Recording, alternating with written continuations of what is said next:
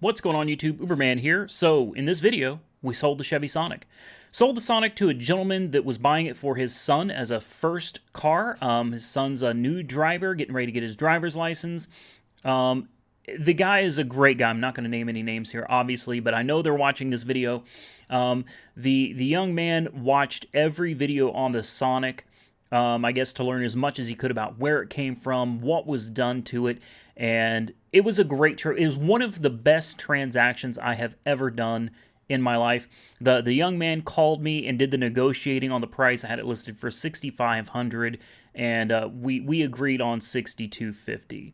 So that's the magic number, $6,250. The young man got himself a really nice, reliable, clean vehicle that's still under GM's powertrain warranty for almost another 50,000 miles. I'm happy with it, and I don't think the car could have gone to a better person. The dad is awesome, really cool guy. We talked quite a bit before the sale was actually finalized. I'm just thrilled to death with this. Now, I know this is the part you guys all want to hear about, and that is the numbers. Let's talk nitty-gritty here. The car was $4,380. We put tires on it. That was $288. Tire install, mount, balance, oil filter, change, all of that stuff, $140.92.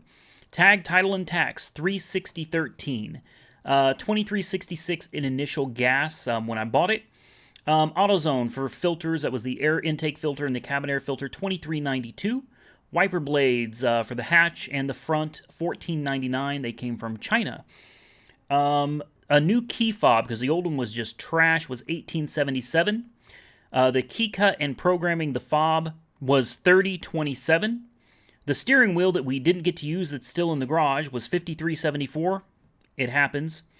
OnStar battery was $20. That was another item that turns out the car didn't actually need, but oh well. Floor mats and passenger mirror came out to $91.98. Miscellaneous bulbs and materials was $85.20. And then it looks like we had $130 for the passenger seat that needed that. The airbag wouldn't work in that seat because the sensor was bad. So we replaced the whole seat from LKQ, which was $130. That brings our total investment to $5,662.17. So that left us with a profit of $587.83. Now, I know what a lot of you are thinking. Probably the same thing I'm thinking. It's like, wow, that was a lot of work. That was a lot of work for less than $600. And you're right.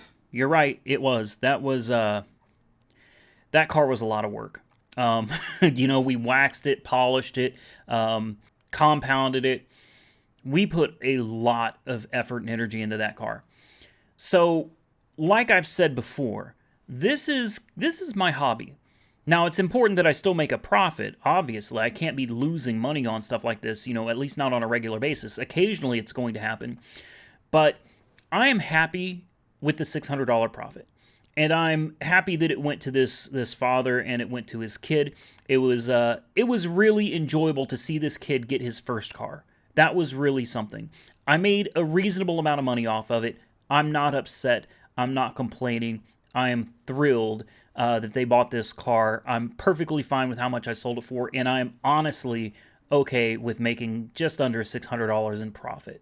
This is fun. This is what I do, and try to keep in mind that not only did I make $600 off of the car, but the videos that you guys watch, that pays me as well. So these are videos that are going to keep bringing me a return over and over and over again in the future.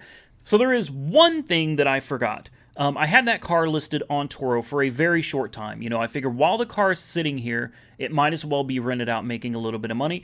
It rented out and made me $177.20.